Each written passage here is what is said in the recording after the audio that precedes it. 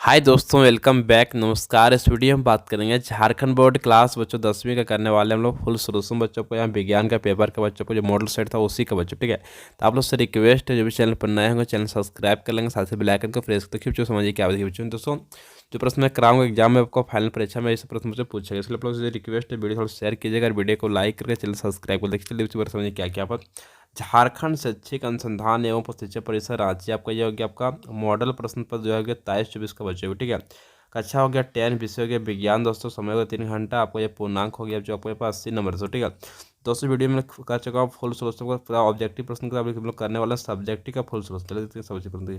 चलिए बच्चों देखिए दोस्तों, यहाँ से आपका शुरुआत हो रहा सब्जेक्टिव प्रश्न पूरा किया यहाँ से बच्चों को। एक प्रश्न 31 से बच्चों। ठीक है, देखिए क्या किए, देखिए समझ यहाँ पर हम वाहनों में उत्तल दर्पण का उपयोग पश्चात दृश्य दर्पण के रूप में क्यों करते हैं बच्चों। जिसमें आपको ये प्रश्न था सो। ठीक है, इसी के चले जाते हैं इसका उत्तर बच्चों के लिए। उत्तर समझिए क्या बना कि उत्तल दर्पण हमेशा किसी वस्तु का सीधा प्रतिबिंब बनाता है बच्चों। ठीक है, तथा इसका दृष्टि क्षेत्र विस्तृत होता है, अतः उत्तल दर्पण ड्राइवर को अपने पीछे के बहुत बड़े क्षेत्र को देखने में समर्थ बनाता है बच्चों। ठीक है, इसलिए उत्तल दर्पण का उपयोग साइड मिरर के रूप में किया जाता है बच्चों। ठीक है, तो आपको योग्य फाइनली बच्चों आंसर नेक्स्ट क्वेश्चन आगे चलिए बच्चों लोग। प्रश्न दोस्तों 32 वर्ष समझिए क्या है कि लेंस की क्षमता को परिभाषित करें और इसकी एसआई मात्रक लिखें बच्चों। ठीक है, जानते हैं इसका आंसर हम लोग। लेंस की क्षमता उसकी फोकस दूरी के व्युत्क्रम द्वारा व्यक्त किया जाता है बच्चों। ठीक है, और इसका एसआई मात्रक डायोप्टर यानी कि डी या मीटर माइनस अपना 1 होता है बच्चों। आपको ये हो गया पूरा फाइनल। इसको आंसर कॉपी लिख लीजिए। नेक्स्ट क्वेश्चन आगे चलिए बच्चों लोग। देखिए 33 वर्ष समझिए क्या है कि एक छात्र को अंतिम पंक्ति में बैठकर ब्लैक बोर्ड पढ़ने में कठिनाई होती है। बच्चा किस दोष से पीड़ित हो सकता है बच्चों। ठीक है, इसे कैसे ठीक किया जा सकता है बच्चों, जानते सबसे आंसर लिखते हैं हम लोग। विद्यार्थी निकट दृष्टि दोष से पीड़ित है बच्चों। ठीक है, इस दोष को उपयुक्त क्षमता के अवतल लेंस के उपयोग द्वारा संशोधित किया जा सकता है बच्चों। आपको योग्य फाइनल इसका आंसर नेक्स्ट क्वेश्चन आगे चलिए बच्चों। दोस्तों प्रश्न के 34 वर्ष समझिए क्या है कि दिए गए चित्र में कौन अभिक्रिया हो रही है बच्चों। ठीक है, अभिक्रिया का समीकरण लिखे बच्चों। देखिए समझिए क्या है कि यहाँ पर लिखा हो समीकरण, तो यहाँ पर लिख दिया पहले से आपका। ठीक है, सिर्फ कौन समीकरण बच्चों यहाँ पर सिंपली हो रहा है यहाँ पर वियोजन हो रहा है आपका, वियोजन बच्चों को ये हो रहा है वियोजन दोस्तों। ठीक है, देखिए समझिए दोस्तों क्या हो रहा है कि आपको जो दिख रहा है आपका AgF। ठीक है, AgF पर चला गया, यहाँ पर चला गया Cl, देखिए जो आ गया यहाँ पर आपका। ठीक है, बस इसी में आपको बोले वियोजन अभिक्रिया बच्चों पर आपको हो रहा है बच्चों। ठीक है, बस आपका जो फाइनली जो आंसर। नेक्स्ट क्वेश्चन आगे चलिए। प्रश्न देखिए यहाँ पर 35 वर्ष समझिए क्या है कि दो तत्वों का नाम लिखिए जिसका बाहरी कोश पूर्ण हो बच्चों। ठीक है, तो पहला समझिए क्या है कि लिथियम बच्चों हो गया, सोडियम हो गया, पोटेशियम दोस्तों। ठीक है, नेक्स्ट क्वेश्चन 36 वर्ष समझिए क्या है कि समजातीय श्रेणी क्या है बच्चों। ठीक है, जानते हैं उत्तर लिखते हैं। कार्बोहाइड्रेट की ऐसी श्रृंखला जिसमें हाइड्रोजन को एक प्रकार का प्रकारात्मक वर्ग प्रतिस्थापित होता है बच्चों। ठीक है, सम श्रेणी का कहलाती है बच्चों। ठीक है, जैसे आपका क्या हो गया आपका मिथेन दोस्तों। क्या मिथेन CH2 बच्चों। नेक्स्ट क्वेश्चन आगे चलिए बच्चों। ठीक है, तो प्रश्न की 37 समझिए क्या है कि विखंडन बहुविखंडन से किस प्रकार भिन्न है बच्चों। ठीक है, जानते इसका बच्चों आंसर लिखते हैं हम लोग। दोस्तों यहाँ लिखना आपका विखंडन, यहाँ हो गया आपका बहुखंडन दोस्तों। ठीक है, तो रखिए इस विधि में एक कोशिका दो अनुजात कोशिकाओं के समान रूप से विभाजित होती है बच्चों। ठीक है, इसमें एक कोशिका बहुत सी कोशिकाओं के समान रूप में से विभाजित होती है बच्चों। ठीक है, नेक्स्ट बी में क्या है कि यह सामान्य परिस्थितियों होता है बच्चों। ठीक है, यह विषम परिस्थितियों में से परिस्थितियों के में उपरांत होता है बच्चों। ठीक है, इसमें कि यह एक तल में होता है या विभिन्न तलों में होता है बच्चों। फाइनली आपका हो गया ये आंसर बच्चों। नेक्स्ट क्वेश्चन आगे चलिए।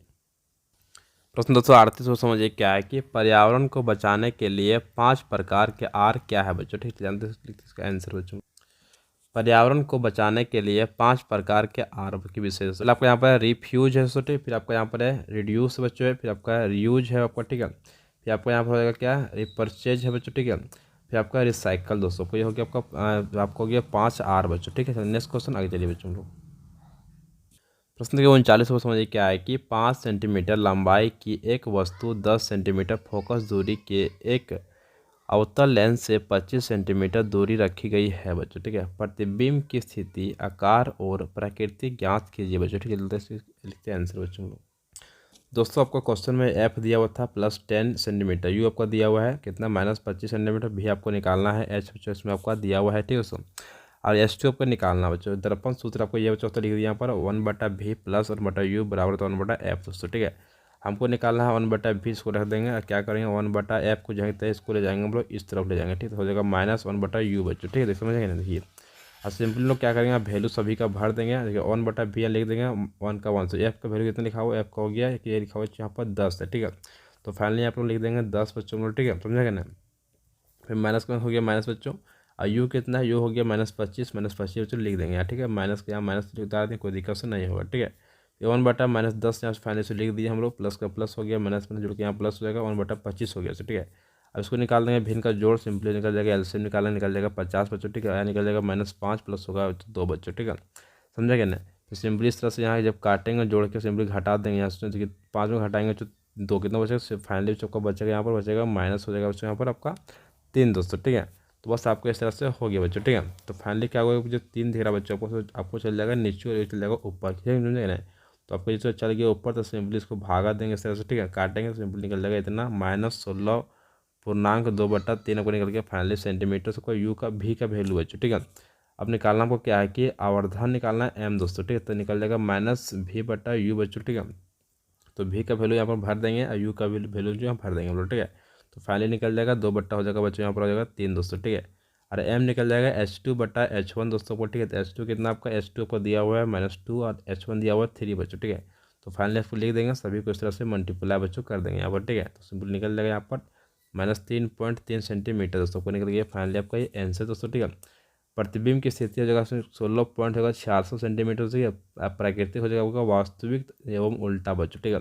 आकार होगा वस्तु से छोटा आकार बच्चों बनेगा यहाँ पर, ठीक है। तो नेक्स्ट क्वेश्चन आगे चलिए बच्चों। बड़ा क्या प्रश्न है कि 40 बच्चों यहाँ पर समझिए कि एक विद्युत सर्किट का एक आरेख बनाइए जिसमें प्रत्येक 2 वाट के 3 सेल की बैटरी, एक 5 ओम प्रतिरोध, एक 8 ओम प्रतिरोध और एक 12 ओम प्रतिरोध और एक प्लग कुंजी सभी श्रेणी क्रम में जुड़े हुए हैं बच्चों, ठीक है। तो जानते हैं तो लिखते इसका आंसर चलिए हम लोग। जैसे लिखा समझिए क्या करना है, यहाँ लिखना आपका है 5 ओम, यहाँ 8 ओम, यहाँ हो गया 12 ओम दोस्तों, ठीक है। तो मुझे कहते हैं किस तरह से बनाना है, यहाँ से लगा देना सिंपली बच्चों, बैटरी लगा देना है, यहाँ लगाना है केंजी के लगा देना कुंजी के बच्चों, ठीक है। बस इस तरह से आपको फाइनली इसका आंसर बच्चों। चलो नेक्स्ट क्वेश्चन आगे चलिए बच्चों हम लोग। प्रश्न देखिए 41 पर समझिए क्या है कि चुंबकीय क्षेत्र रेखाएं क्या है, चुंबकीय क्षेत्र रेखाओं के गुणों को लिखें बच्चों, ठीक है। तो जानते हैं इसका बच्चों, लिखते हैं आंसर हम लोग। चुंबकीय क्षेत्र रेखाएं वे पथ है जिन पर स्वतंत्र चुंबकीय उत्तरी ध्रुव गमन करता है। वे बंद वक्र है जिसके किसी बिंदु पर खींची गई स्पर्श रेखा उस बिंदु पर चुंबकीय क्षेत्र की तीव्रता की दिशा को निरूपित करती है बच्चों। आगे आपका है चुंबकीय क्षेत्र रेखाओं के गुण दोस्तों, ठीक है। ये बंद वक्र है बच्चों, ठीक है। फिर दूसरा समझ क्या है कि ये चुंबकीय क्षेत्र की दिशा को प्रदर्शित करते हैं, अर्थात यह उस दिशा को निर्दिष्ट करते हैं जिस ओर वहाँ रखा कोई उत्तर ध्रुव गमन करेगा बच्चों, ठीक है। तीसरा समझ क्या है कि ध्रुवों के समीप क्षेत्र रेखाएं धनी होती है बच्चों, ठीक है। आपका ये हो गया पूरा जो आंसर दोस्तों, पूरा यहाँ से यहाँ तक बच्चों, ठीक है। चलते नेक्स्ट क्वेश्चन आगे चलिए बच्चों हम लोग। प्रश्न देखिए 42 पर समझिए क्या है कि रेडॉक्स अभिक्रिया क्या है, उदाहरण के द्वारा समझाइए बच्चों, ठीक है। चलते इसका बच्चों आंसर लिखते हैं हम लोग।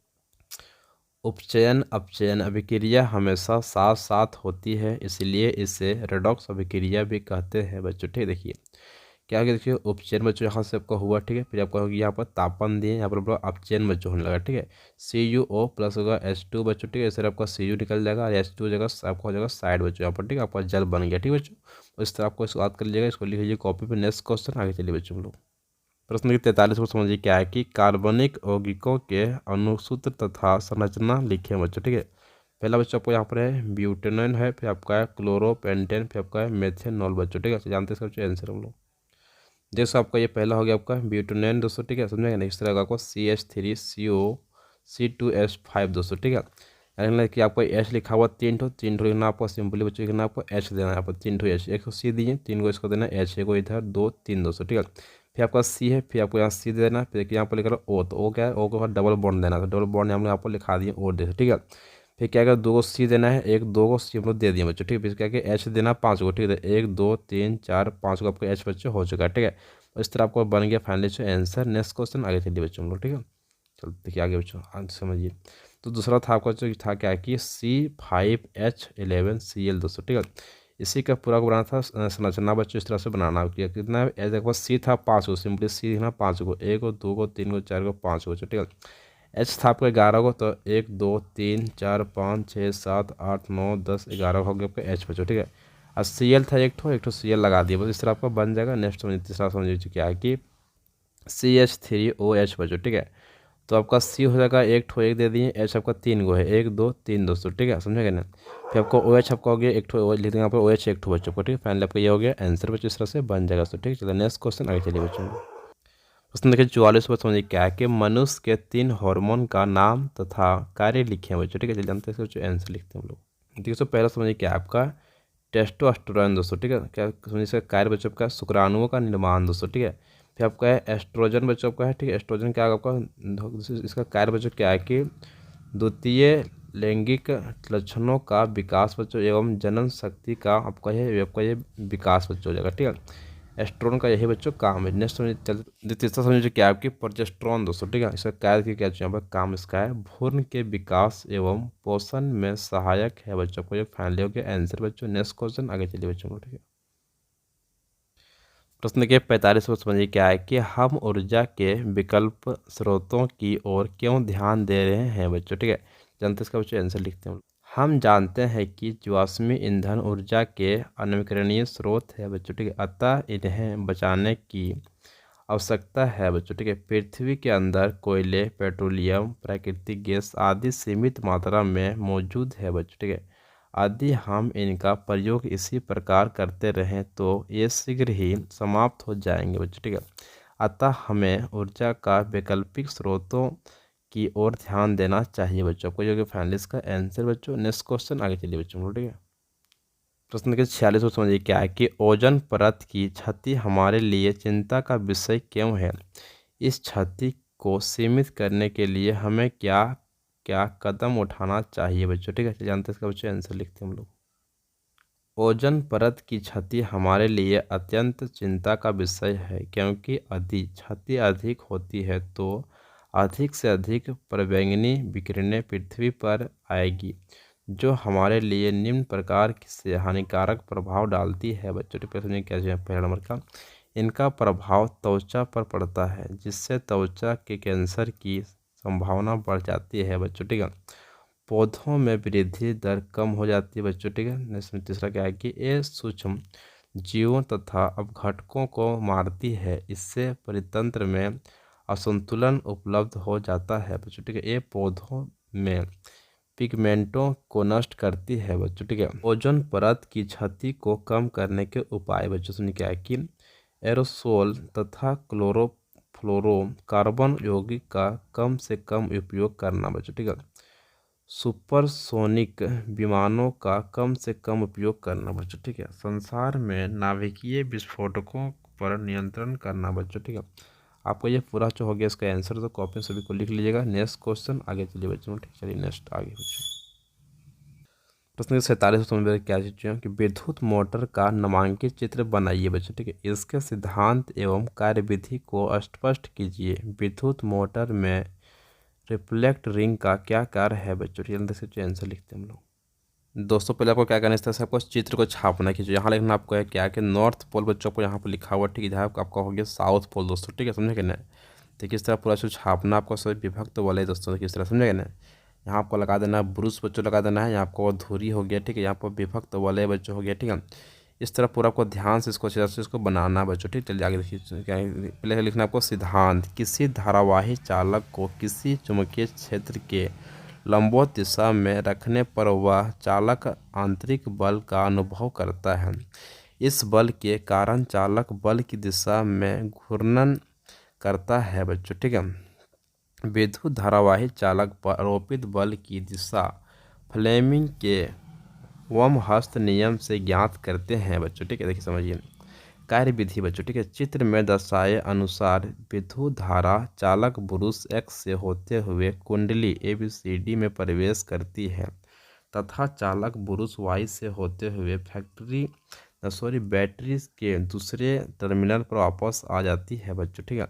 आपको ये होगी कार्य विधि बच्चों, ठीक है। नेक्स्ट का अस्पष्टता बच्चों, ठीक है। भुजा AB में विद्युत धारा A से B की ओर तथा भुजा CD में C से D की ओर प्रवाहित होती है बच्चों, ठीक है। अतः धारा की दिशाएं इन भुजाओं में परस्पर विपरीत होती है बच्चों, इसलिए फ्लेमिंग के ओम हस्त नियम द्वारा AB आरोपित बल उससे अधोमुखी धकेलता है बच्चों, ठीक है।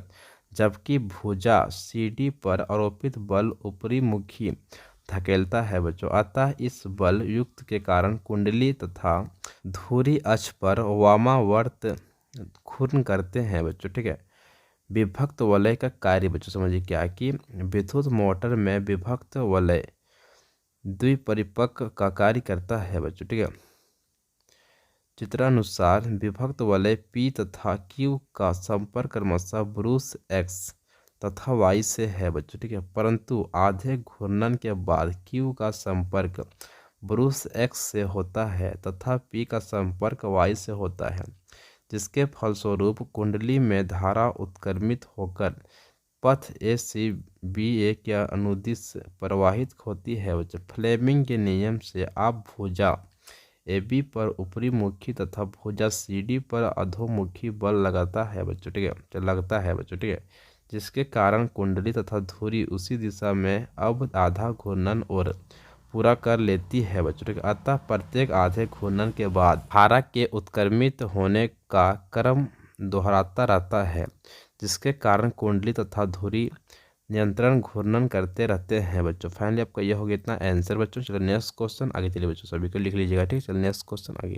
प्रश्न के 48 को समझिए क्या कि प्रतिरोधों का समांतर संयोजन क्या है। समांतर में जुड़े 3 प्रतिरोधकों R1, R2 और R3 के समतुल्य प्रतिरोध ज्ञात करने के लिए एक व्यंजक व्युत्पन्न करें बच्चों, ठीक है। आपको यहाँ पे चलिए जानते हैं आंसर लिखते हैं हम लोग। देखिए बच्चों पहले क्या करना, आपको यहाँ पर इस फिगर को पहले छाप, यहाँ लिखना R1 R2 यहाँ R3 बच्चों, यहाँ लिखना वोल्टेज V1 V2 V3 बच्चों, यहाँ लिखना A और B बच्चों, ठीक है। यहाँ आपको जोड़ना है मीटर, यहाँ देना करंट, यहाँ लगा देना है बैटरी बच्चों, ठीक है। समझिए जब पहले प्रतिरोध का दूसरा छोर दूसरे के पहले छोर से तथा दूसरे का दूसरे छोर तीसरे के पहले छोर से जोड़ा जाता है तो इस प्रकार के संयोजन को श्रेणी क्रम संयोजन कहते हैं बच्चों, ठीक है। तो आपको ये श्रेणी क्रम संयोजन देखिए समझिए, माना कि 3 प्रतिरोधक R1 R2 और R3 को श्रेणी क्रम में जोड़ा गया है। इनके बीच विभवांतर V1 V2 एवं V3 है तथा इनसे धारा I प्रवाहित होती है बच्चों, ठीक है। समझिए नेक्स्ट, अतः ओम के नियम से बच्चों, ठीक क्या होता है कि V1 बराबर होता है I R1 दोस्तों, आपको समीकरण 1 हो गया, ठीक है। V2 बराबर होगा I R2 बच्चों, समीकरण 2 हो गया, ठीक है। V3 बराबर होगा I R3 बच्चों, समीकरण 3 बच्चों हो गया, ठीक है। समीकरण 1 2 और 3 को जोड़ने पर सभी को हमको जोड़ दिए बच्चों लोग, ठीक है। समझे, देखिए जो इधर आपका लिखा हुआ दिख रहा है ना ये साइड में ला, इधर जोड़ेंगे और ये साइड हमको इधर जोड़ देना, ठीक है। लिख दिए बच्चों, समझे। देखिए और क्या करेंगे इसको तीनों को इसके बदले लिख पाते हैं हम लोग V बच्चों, ठीक है। और I को कॉमन कर लिए बाहर निकाल दिए, R1 + R2 + R3 यहाँ बचेगा आपका V4 बच्चों हो गया, ठीक है। तो V बराबर इसको लिख पाते हैं, यहाँ पर लिख दिए, सो देखिए आप समझ सकते हैं, ठीक है। यदि A और B के सिरों के बीच विभवांतर V एवं धारा I हो तो ओम के नियम से बच्चों क्या कहने का V बराबर का I R बच्चों, आपको समीकरण हो गया 5 दोस्तों, ठीक है। समीकरण आपको हो जाएगा यहाँ पर 4 और 5 से बच्चों, ठीक है। I R बराबर होगा I R1 + R2 + R3 बच्चों, ठीक है। तो इसे सभी का बदले सिंपल जो I है क्या आपको सिंपली क्या हुआ यहाँ पर आपका I और I कट गया, सिंपली R बच गया, R1 + R2 + R3 आपको फाइनली हो गया आंसर दोस्तों, ठीक है। नेक्स्ट क्वेश्चन आगे चलिए बच्चों।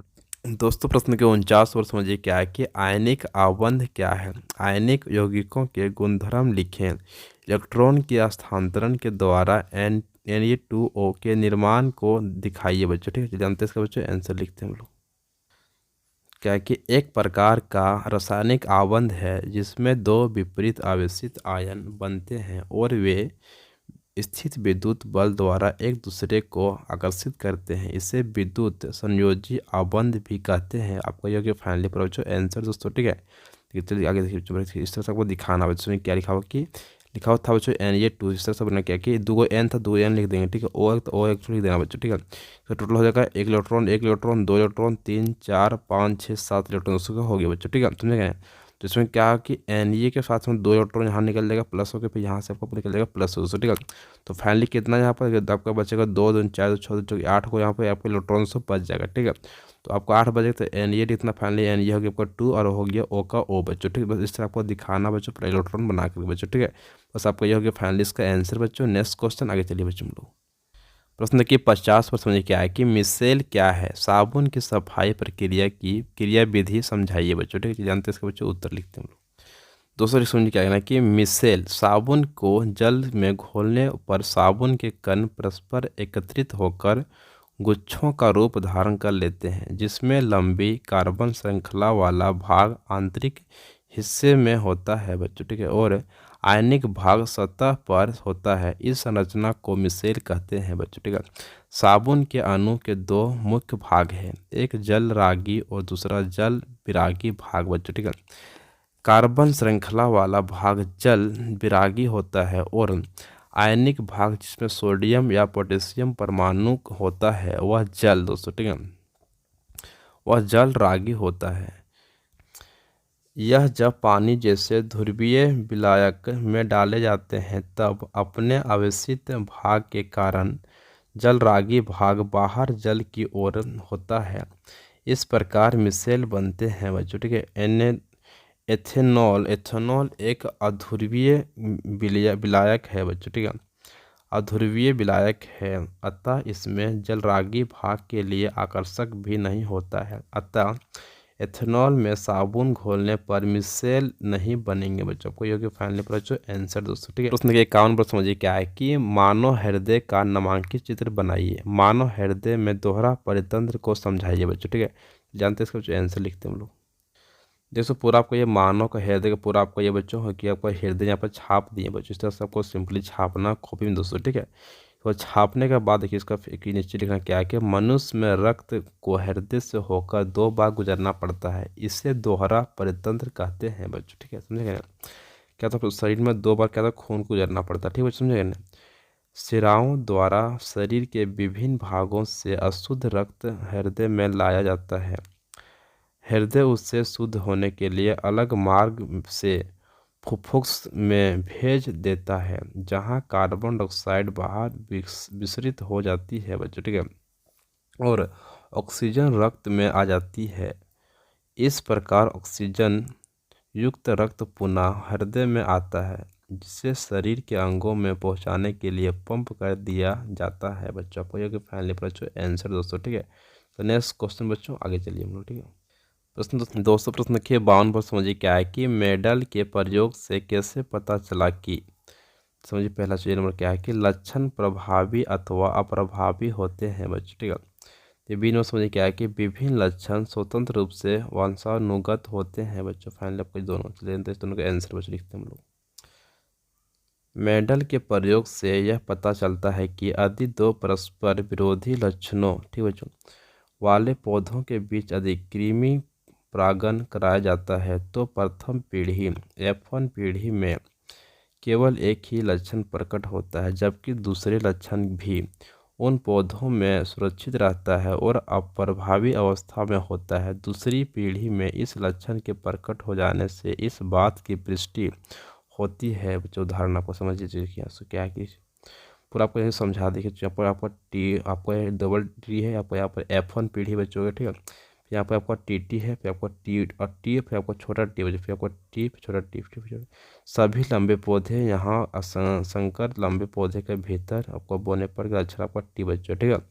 जैसे आपका शुद्ध लंबा पौधा है, आपका शुद्ध बोना पौधा बच्चों लिखा हुआ सुनिए, ये आपका शुद्ध है, आपका ये शुद्ध बोना बच्चों है, ठीक है। नेक्स्ट आगे समझिए क्या कि मेडल ने अपने कुछ प्रयोगों में मटर के पौधों के 2 विकल्पी जोड़ों का अध्ययन करने के लिए संकरण कराया। इसके लिए उन्होंने गोल बीजों वाले लंबे पौधों एवं झुर्रीदार बीजों वाले बौने पौधों के बीच संकरण कराया और पाया कि बच्चों, ठीक समझिए पहले समझिए F1 पीढ़ी के सभी पौधे लंबे और गोल बीजों वाले थे बच्चों, ठीक। इससे पता चला कि लंबाई तथा बीज का गोल आकार प्रभावी लक्षण है बच्चों। ठीक है, दूसरा समझ लीजिए कि यहाँ पर कि F2 पीढ़ी में कुछ पौधे नए संयोजन प्रदर्शित करते हैं, जैसे कुछ पौधे लंबे परंतु झुर्रीदार बीजों वाले हैं बच्चों। ठीक है, जबकि कुछ पौधे बौने और गोल बीजों वाले हैं बच्चों। ठीक है, उपयुक्त दोनों दशाओं से यह निष्कर्ष निकलता है कि लंबाई बोनापन ठीक है, बीजों का गोल होना अथवा झुर्रीदार होना परस्पर स्वतंत्र लक्षण है। ये स्वतंत्रता पूर्वक वंशानुगत होते हैं बच्चों को। जो कि फाइनली पर बच्चों आंसर कॉपी इसको लिख लीजिएगा। नेक्स्ट क्वेश्चन बच्चों आगे चलिए दोस्तों। ठीक है दोस्तों, इस वीडियो में कर चुका हूँ विज्ञान का फुल आपका सब्जेक्टिव प्रश्न का सोल्यूशन बच्चों। तो आप लोग क्या कीजिएगा, वीडियो थोड़ा शेयर कीजिएगा छोटे दोस्तों साथ में, और चैनल को जो नए होंगे चैनल को सब्सक्राइब के साथ बेल आइकन को प्रेस कर लिए बच्चों। ठीक है, थैंक यू सो मच। जय हिंद, जय भारत, वंदे मातरम। Thank you so much. ठीक है।